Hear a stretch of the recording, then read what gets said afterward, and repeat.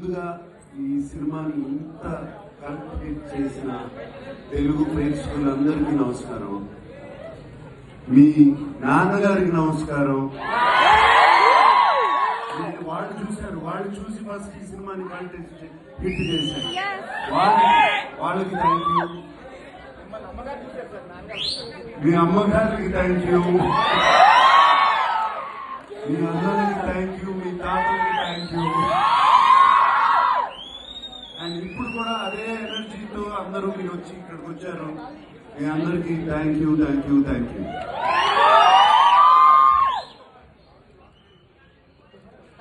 వీళ్ళందరికన్నా ఎక్కువగా thank you చెప్పుకోవాల్సింది నా మిత్రుడు.